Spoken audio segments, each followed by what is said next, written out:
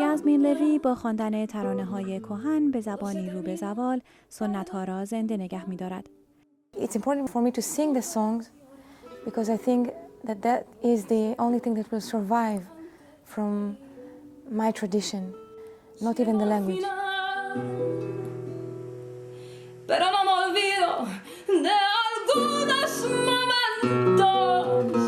And I think it's important for every person to be aware, to know about his tradition and to keep it alive, because this is who you are, this is your being. پس از متواری شدن یهودیان اسپانیا از این کشور در سال 1492 اجداد لوی برای 500 سال در ترکیه و سپس در اورشلیم اقامت گزیدند. یاسمین از زبان لادینو میگوید.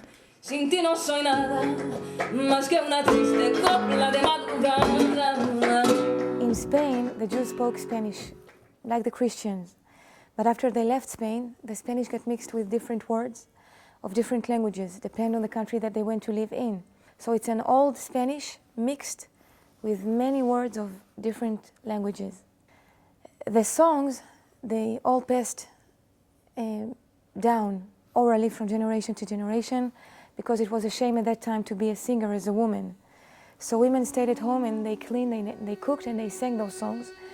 Same way like my mother used to clean, to cook, to make a rhythm on a pot and to sing for me, and that's how I've learned those songs. And I brought them from her kitchen to the stage. The men, they sing their religious songs in a synagogue to their sons. And that's how we've managed to keep those songs alive for hundreds of years.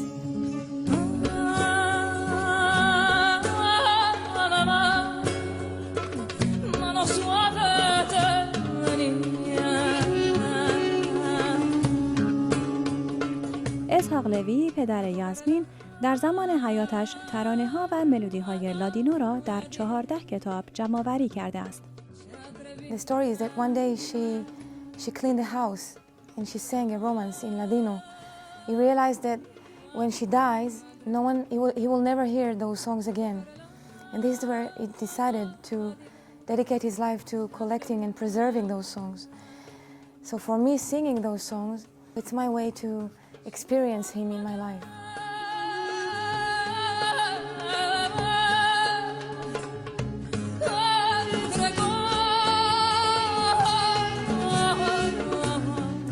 And I had a dream to sing with my father.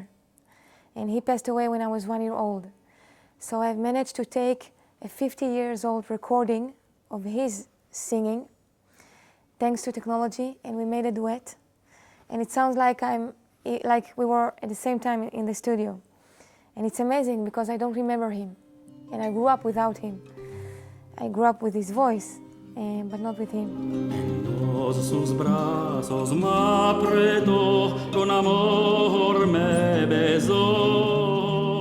از یاسمین پرسیدم اگر پدرش امروز با ما بود از دیدن موفقیت او چه احساسی میکرد؟ That's a good question. You know, my aunt, his sister, she says that if he would be alive, he would never allow me to become a singer. My father, who was a musician and a cantor, he said that we have to have music in life as a hobby, not as a profession. And it was only when I was 22 years old that I've realized that, and I decided that with all the respect to my father, I was born to sing. Now I want to believe, and that's what people say, that he would be proud and happy. And I can tell you that I know and I feel that he's accompanying me wherever I am. I started to sing 10, 12 years ago. But I feel that I became a singer in November 2008. After 3 albums that I recorded, and I had a very beautiful magical moment on stage. It was in Germany, and I remember that I sang and I said to myself, now you are a singer. Y aquí está, Yasmín Levy. Yasmín, ¿cómo estás? Because I think you have to grow up with your album, with your music. You have to experience, you have to search, you have to make mistakes, you have to experience, you have to explore.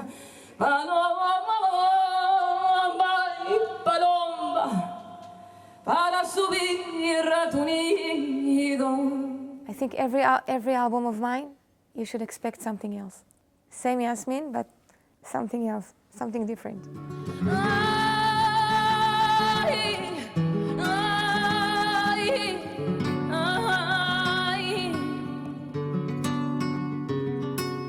یاسمین به عبری، انگلیسی، اسپانیایی و تا حدی فرانسوی تسلط دارد، ولی تنها به اسپانیایی شعر میگوید و به لادینو و اسپانیایی میخواند.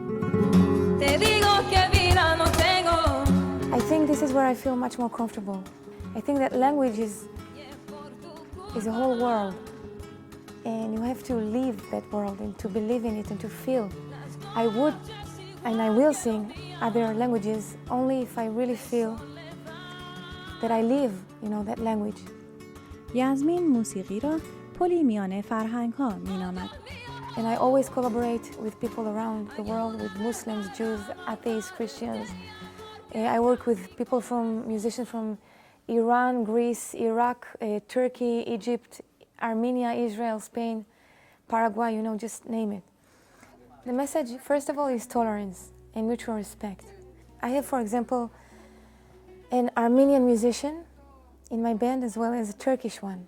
I mean, we all know the history of these people, the Armenian and the Turkish. When they come together with music, there is no room to fight or to disrespect each other. And together we create something which is bigger than ourselves, than ours. You know that in the Jewish religion, a woman is not allowed to sing as well. She's allowed to sing for women only. And I sing for men as well, all over the world. When I come on stage and I sing, I want to believe that I make people happy. So making them happy, there's no sin. I mean, there's nothing wrong with that. I represent the female voice of the Sephardi tradition. And we have to remember that they kept the majority of the Sephardi songs alive.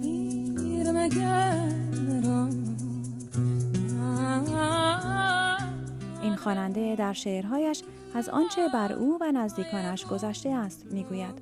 All the time, whenever I compose and write, it's nothing but sadness. But I realized that this is who I am, and some people came to touch you through happiness and to make you happy. Some came to touch you through sadness, and this is where I'm the happiest person. When I'm sad, when I sing sadness.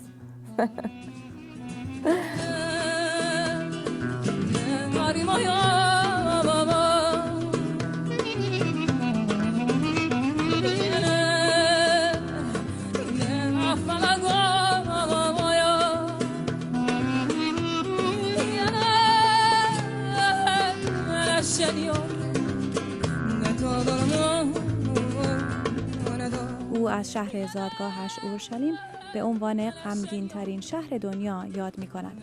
And I always say that you can see the stones of Jerusalem crying because they know the history and they saw everything, the blood, the wars. Everybody live in Jerusalem. People from all over the world, all the religious, they already live there, but they are so separate. They're not together. I mean, if I could go back and be 8, 9 years old, I would like to go to school with Arabic children, with Muslims. Then I would not be afraid. I'm not afraid now, but I'm talking about kids. They are afraid because they don't know each other.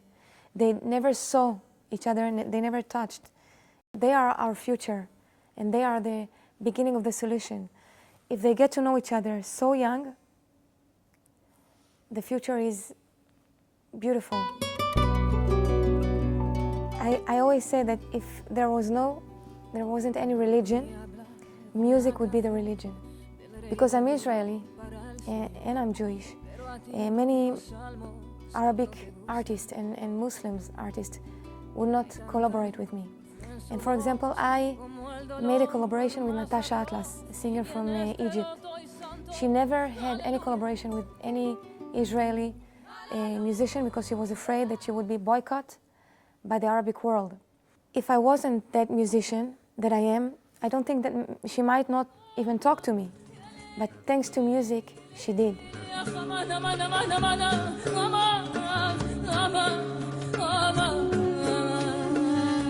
یاسمین لوی نه به عنوان خواننده بلکه از زبان یک زن میگوید. I'm expecting my first child now. I'm going to have a boy because I'm so excited by music.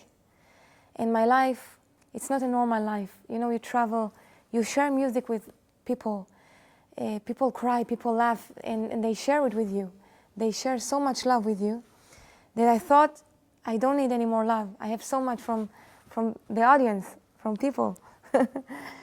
There was one journalist, a woman. She said, you can't have a child, you can't be a mother because you are Yasmin Levy and you belong to us.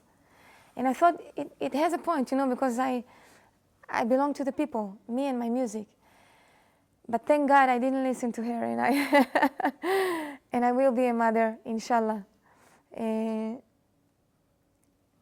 I'm a woman and a singer, and I can be mother and a singer, and it will be the most complete situation for me.